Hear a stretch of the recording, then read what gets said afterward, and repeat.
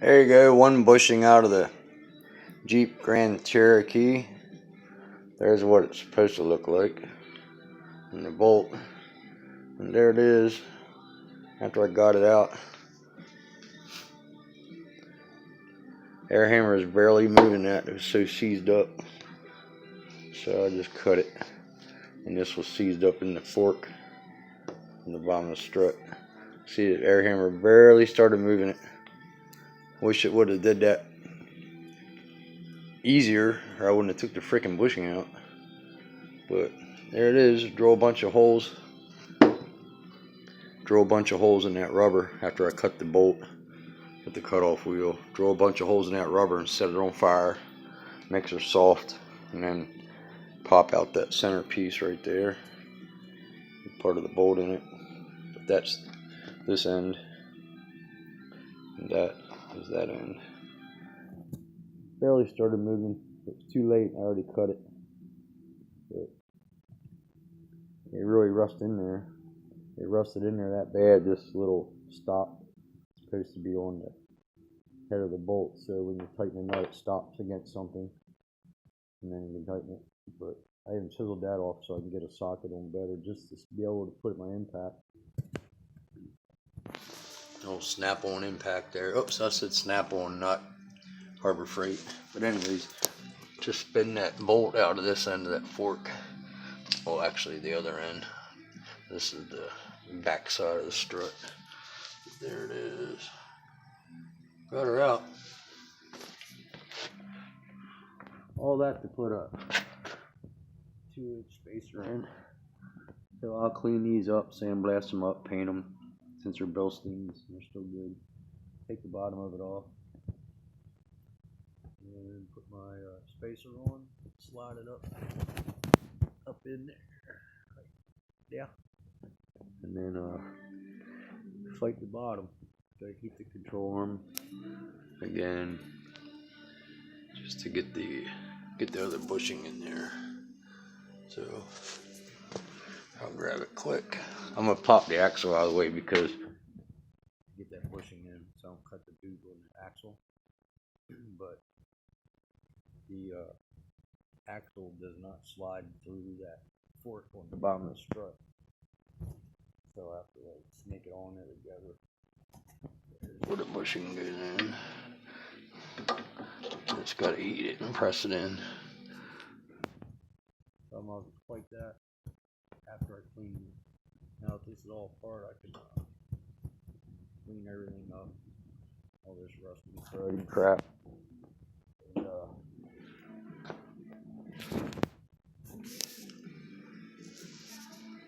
make all that rust disappear and make it look like. I hate to put the wheel on this thing. I think this looks pretty good.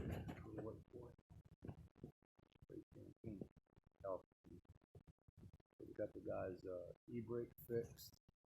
All the pieces in there. I put on another video. I painted yellow, then anti-seized the shit out of them, and then I painted the brake shoes blue just to match the yellow and blue Bilstein shocks. And I painted everything inside wheel well, and then oops, and then painted the bolts. They're exposed, just a few of them, back silver again, but not bright silver like they were. And then redid the calipers, soaked the rotors in vinegar, and stripped the calipers, put caliper paint on them, got the Brembo stickers. I have the front wheel bearings off with ABS sensors in them, of course, ABS sensors in them. I'm going to do them by hand. And this here exterior knuckle, I'm going to take them and sandblast them. See, they for the SRT says right on them. I want them to look new, and probably clear coat them. And then the other brake rotors in here, in the vinegar soaking. Soaked it, the rust off is making it black. But I don't care as long as the rust is gone. Alright. I got vinegar burning my fingers. But other than that, I got the other rotor here done. I just left the tape. I taped off where the brake pads ride. So it's painted over the lip on the face where the pads run.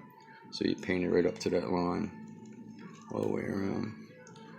But when you buy them, they only that flat surface here is painted in the center and the back, of course. But I want it all painted where the brake, except for where the brake pads touch. Then I redid axle nuts, lower ball joint, upper ball joint, and tie rod end bolts, nuts. I mean, the hub to the that steering, that knuckle, caliper bolts, tie rod end bolts, or sway bar link bolts. I redid the sway bar end links. It's all redone, and here's the new bolts and new bushings for the lower strut to control arm. I figure I order them and have them here a while, then I took the cut-off tool here and cut in between here on each side, the bushing and that little fork. So I had to tear all that crap out under the hood here to get in here for the 4 nuts for the strut. Take the overflow jug out. There was only one bolt holding it in, but there was a nut missing here. So when I put it together, I'm putting a nut on that stud, and it locks in here. There's a bolt here. Yeah. And here's these strut bolts where they go through. And then the battery and the tray that holds the fuse box and all that's right there. It holds a bunch of crap, so I'm going to drill little weep holes in it so the water runs out. Same with the battery tray. If this was my Jeep, I wouldn't want to have all that crud staying in there. And then I'll clean up. This doesn't get driven in the winter, so I'm going to clean everything up. Then the 6.1 on the motor, the red's wearing off right here, 6.1 liter. So I'm going to clean the rest of that red off and redo it. So it looks good again. And detail all this dirt and stuff. Detail the motor good. It's a guy that takes care of it. Rebuilt the motor, tranny, transfer case, front differential, back differential. Doing it all. And I got I'm not going to touch them with my hands. They're dirty from doing that bushing, but these belt moldings go on top of the door here, the belt moldings. I got these 4 painted black, and then I got these here to do yet on the quarter glass. I know my camera's shitty on my phone, but I got those 2 belt moldings to do on the quarter glasses, and this one back here to do. I'm gonna blacken the exhaust tips on it, and then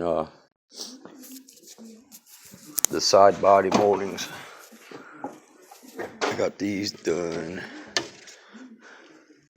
That's the driver's rear door. I just put them in the back here so they don't get, nobody comes in and looks at them. Oh wow, neat, and then drops them.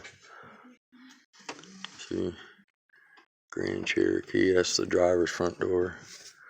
Driver's passenger front door.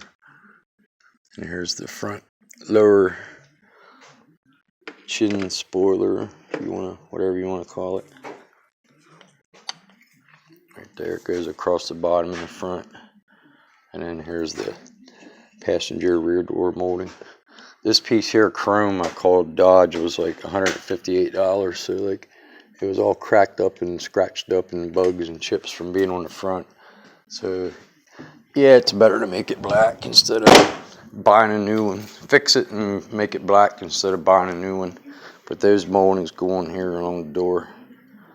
And then I got the carpet, under the carpet in the back, all detailed, clean.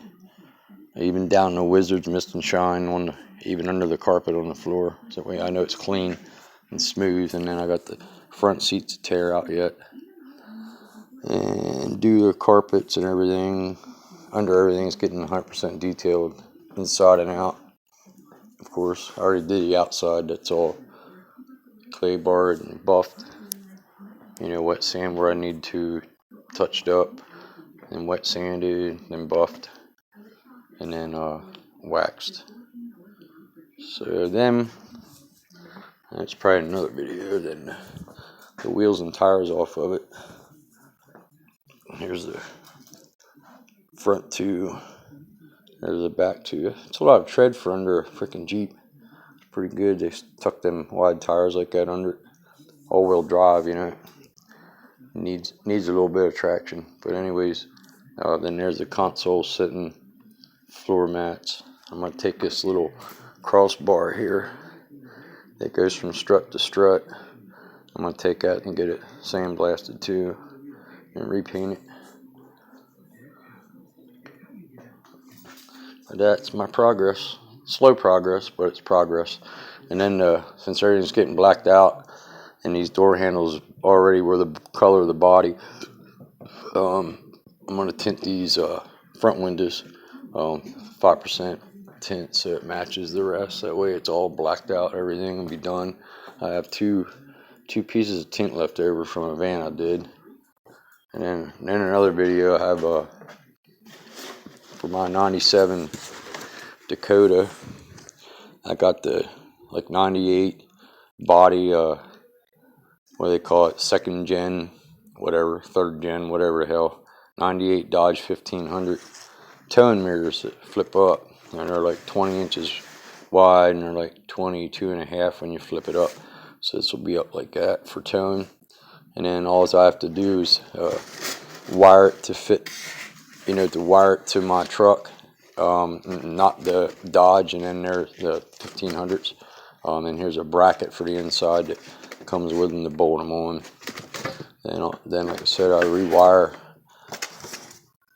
Just take my plug off of the, pop those pins out, push that little finger down in there, if you can see that or not, and pull the wires out. Put these in my plugs that are on my mirrors now, which my mirrors now are only like out to here. So I'm gonna need that for tone with it. And then my trailer hitch came for it from Kurt. It's a Kurt brand. But there's like holes in the ends from when they weld. I'm gonna plug them up and seal them. In the back part of the hitch back here, there's a little gap that wasn't welded shut. I'm just going to take like some kind of epoxy and seal it, and then I'll probably scuff it up and HUD-brite it because I don't want it rusting on me. I hate when new trailer hitches rust because I never know how good the powder coat or whatever the hell they put on them holds up. So there it is. Slow progress when you're cleaning stuff with vinegar and by hand and a red Rolex and shit. But then underneath the body, I'm going over every speck of surface rust and treat it and get rid of it.